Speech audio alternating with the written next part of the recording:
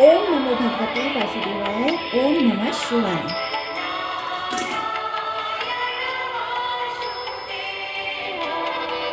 युगांत काल की अवस्था का निरूपण। मुनियों ने कहा, धर्मज्ञ, हम लोग धर्म की लालसा से अब उस कली काल के समीप आ पहुँचे हैं जबकि स्व अल्प कर्म के द्वारा हम सुखपूर्वक उत्तम धर्म को प्राप्त कर सकते हैं। अब जिन निमित्तों लक्षणों से धर्म का नाश और त्रास एवं उद्वेग करने वाले युगांत काल की उपस्थिति जानी जाए उसे बताने की कृपा करें। व्यास जी बोले, ब्राह्मणों, युगांत काल में प्रजा की रक्षा न करके केवल कर लेने वाले राजा होंगे। वे अपनी ही रक्षा में लगे रहेंगे। उस समय प्राय क्षत्रियतर राजा होंगे। ब्राह्मण शूद्रों के यहाँ रहकर जीवन निर्वाह करेंगे और शूद्र ब्राह्मणों के आचार का पालन करने वाले होंगे। युगांत काल आने पर श्रोत्रिय तथा कांडप्रस्थ अपने कुल का त्याग करके दूसरे कुल में सम्मिलित हुए पुरुष एक पंक्ति में बैठकर यज्ञ कर्म से हीन हवस्य भोजन करेंगे। मनुष्य अशिष्ट, स्वार्थपरायण, नीच तथा मद और मांस के प्रेमी होकर मित्र पत्नी के साथ व्यभिचार करने वाले होंगे। चोर राजा की वृत्ति में रहकर अपना काम करेंगे और राजा चोरों का सा बर्ताव करेंगे। सेवक गण स्वामी के दिए बिना ही उसके धन का उपभोग करने वाले होंगे। सबको धन की ही अभिलाषा होगी। साधु संतों के बर्ताव का कहीं भी आदर न होगा। पतित मनुष्य के प्रति किसी के मन में घृणा न होगी। पुरुष नकटे, खुले केस वाले और कुरूप होंगे। स्त्रियां 16 वर्ष की आयु के पहले ही बच्चों की मां बन जाएंगी। युगांत में स्त्रियां धन लेकर पराये पुरुषों से समागम करेंगी।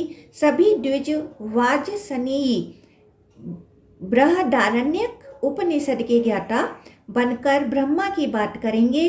शूद्र तो वक्ता होंगे और ब्राह्मण चांडाल हो जाएंगे।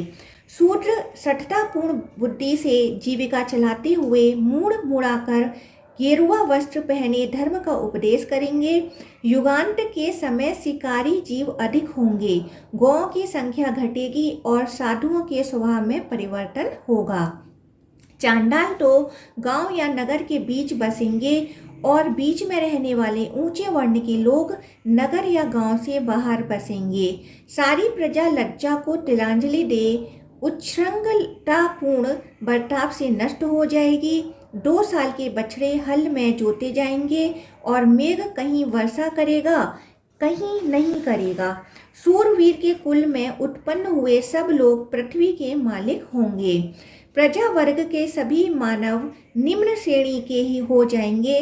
प्राय कोई मनुष्य धर्म का आचरण नहीं करेगा।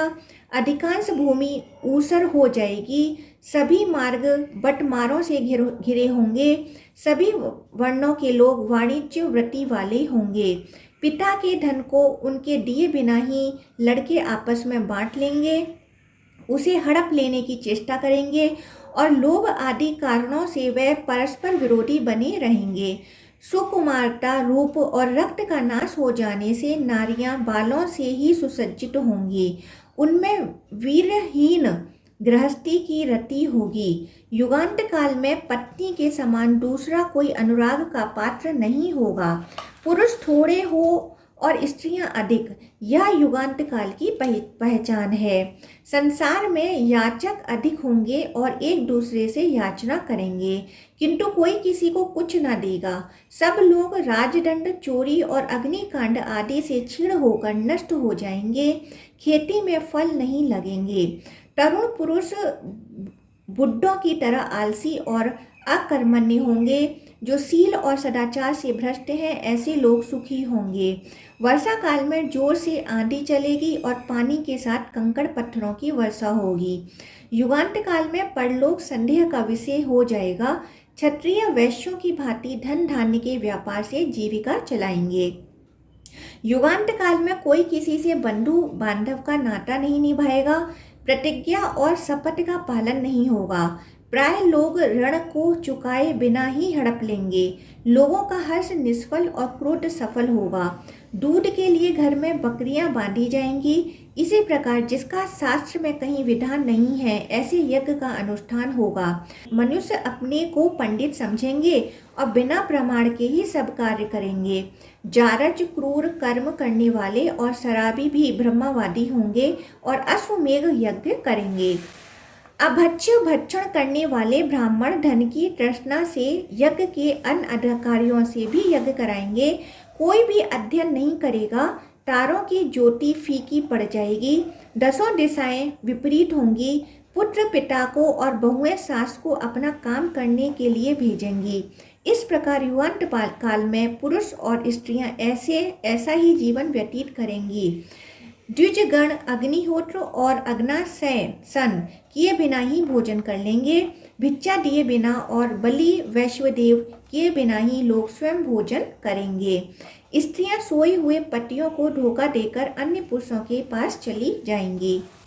मुनियों ने कहा, महर्षि, इस प्रकार धर्म का नाश होने पर मनुष्य कहाँ जाएंगे? वह कौन सा कर्म और कैसी चेष्टा करेंगे? वह किस प्रमाण को मानेंगे? उनकी कितनी आयु होगी और किस सीमा तक पहुंचकर वह सतयुग प्राप्त करेंगे? व्यास जी बोले, मुनिवरों, तदंतर धर्म का नाश होने से समस्त प्रजा गुणहीन होगी। शील का नाश हो जाने से सबकी आयु घट जाएगी।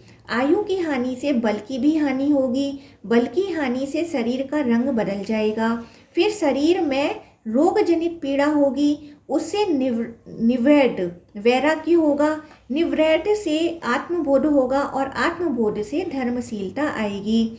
इस प्रकार अंतिम सीमा पर पहुंचकर लोगों को सतयुग की प्राप्ति होगी।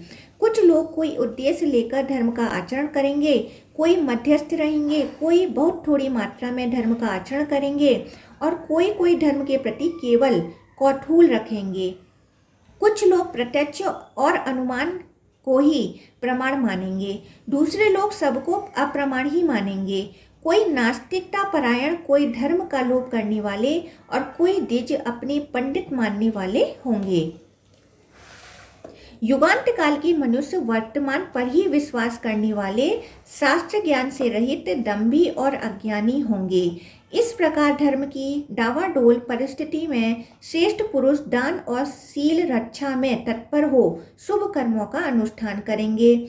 जब जगत के मनुष्य सर्वभक्षी हो जाएं, स्वयं ही आत्मरक्षा के लिए विवश हो, राजा आदि के द्वारा उनकी रक्षा असंभव हो जाए, जब उनमें निर्दयता और निर्लज्जता आ जाए, तब उसे कसाय का लक्षण समझना चाहिए।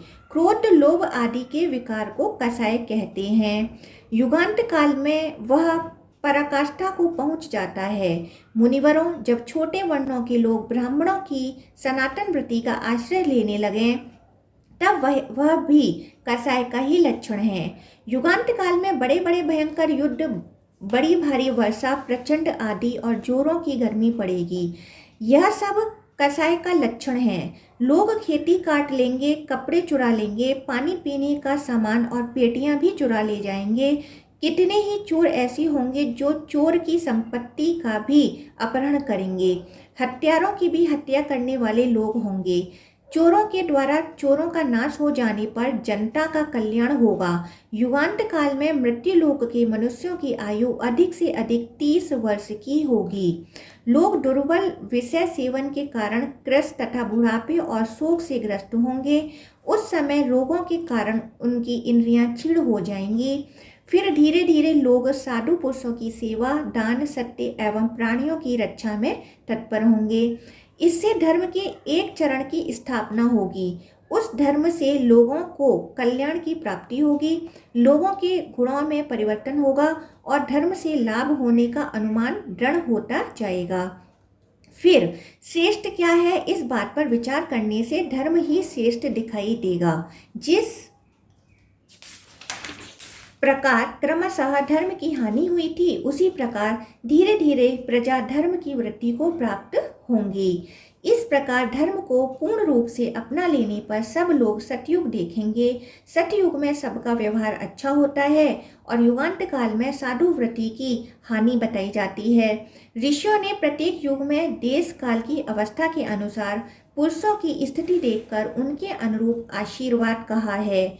धर्म, अर्थ, काम और मोक्ष के साधन, देवताओं की प्रतिक्रिया, पुण्य एवं शुभ आशीर्वाद तथा आयु, ये प्रत्येक युग में अलग अलग होते हैं। युगों के परिवर्तन भी चिरकाल से चलते रहे हैं। उत्पत्ति और संहार के द्वारा नित्य परिवर्तनशील यह संसार कभी क्षण भर के लिए भी स्थिर नहीं रहता।